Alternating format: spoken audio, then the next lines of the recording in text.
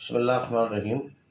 آج ہم بات کریں گے حلقہ NA 138 اور PP 188 کے حوالے سے۔ یہاں سے مسلم لیگ نون کے امیدوار میاں محمد معین احمد بھٹو قومی اسمبلی کے، اور جبکہ میاں نور الامین ناصر بھٹو صوبائی اسمبلی کے امیدوار ہیں۔ ان کے مقابلے میں روایتی حریف میاں منظور احمد خان بھٹو سابق وزیر اعلیٰ پنجاب MNA کی سیٹ پر، اور ان کے بیٹے معظم جہانگیر بھٹو یہ MP کی سیٹ پر۔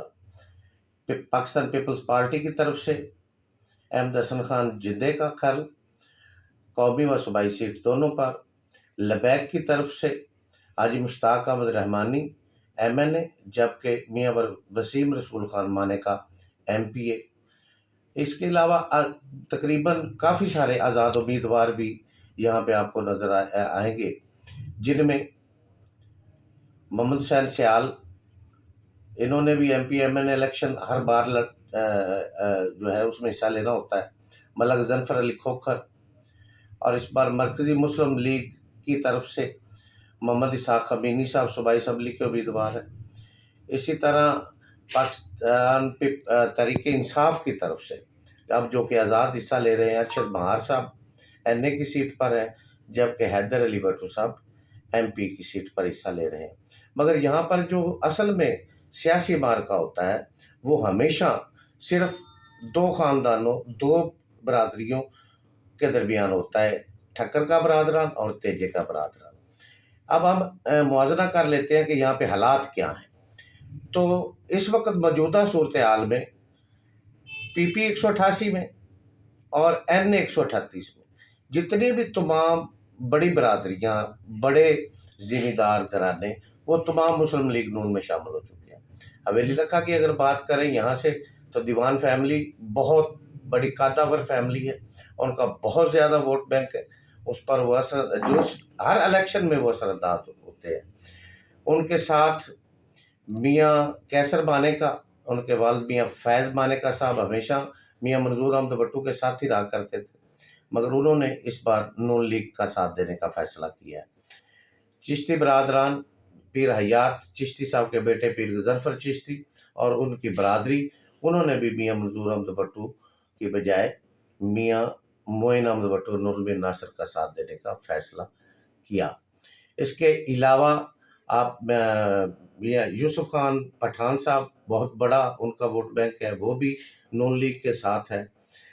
اسی طرح آپ چلتے جائیں تو منڈی احمد آباد میں بصیر پور میں افتخار چھچھر MP کے امیدوار ہیں، انہوں نے اپنا ووٹ بینک کافی بنایا ہوا ہے، اور تقریباً تمام بڑی برادریاں ان کے ساتھ ہیں، اور میاں معین احمد خان بھٹو کے ساتھ۔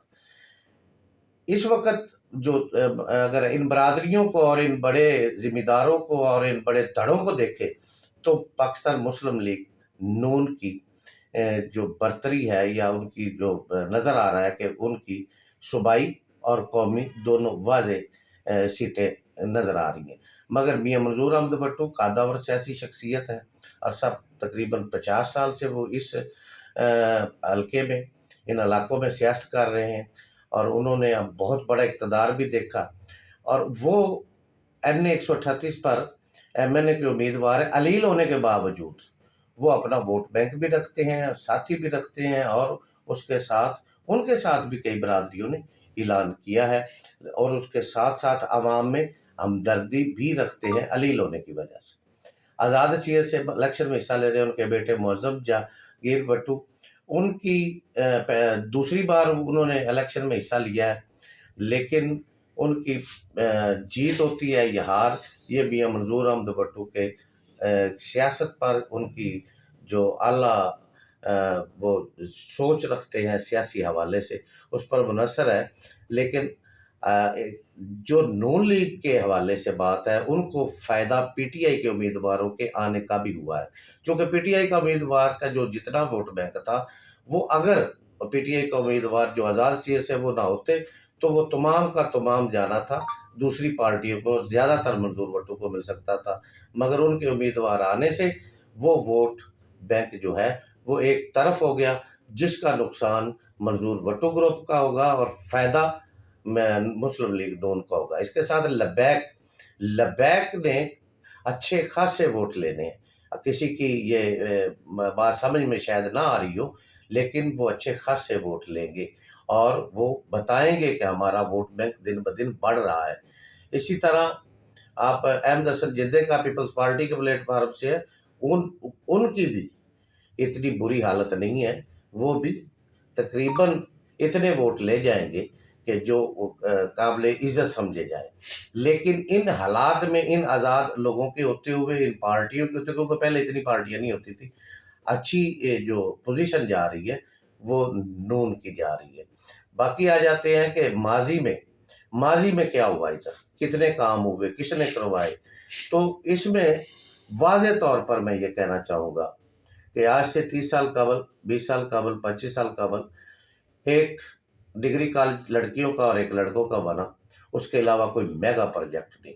بے روزگاری کے خاتمے کے لیے کسی قسم کا کوئی عملی طور پر اقدام کسی بھی سیاسی پارٹی نے نہیں اٹھایا۔ یہاں کے صنعتی یونٹ نہیں بنایا گیا، کوئی صنعتیں نہیں لگی، کارخانے نہیں لگے کہ بے روزگار لوگ جو ہیں وہاں سے روزگار حاصل کر سکیں۔ اس کے ساتھ ساتھ مطلب چھوٹے موٹے یہ کام، یہ سڑک بن گئی، یہ گلی بن گئی، یہ فلاں بن گیا، یہ تو ہوتے رہتے ہیں۔ لیکن میگا پروجیکٹ جن کی بات ہو رہی ہے وہ ماضی میں نہیں ہو سکا۔ دریائی بیلٹ ہونے کی وجہ سے جب بھی سیلاب آتا ہے، ہزاروں ایکڑ نہ صرف فصلیں تباہ ہو جاتی ہیں، بلکہ ہزاروں جو ہوتے ہیں ذمہ دار، کاشتکار، چھوٹا کسان، بڑا کسان، وہ بے گھر ہو جاتا ہے اور ان کے سب کچھ لٹ پٹ جاتا ہے۔ آج تک کسی عملی طور پر کوئی اقدامات نہیں کیے گئے۔ اگر اداروں نے بھی کیے تو سوائے چند ٹرالیاں یا ٹرالے مٹی کے ڈلوا کا اپنا فرض نبھا دیا۔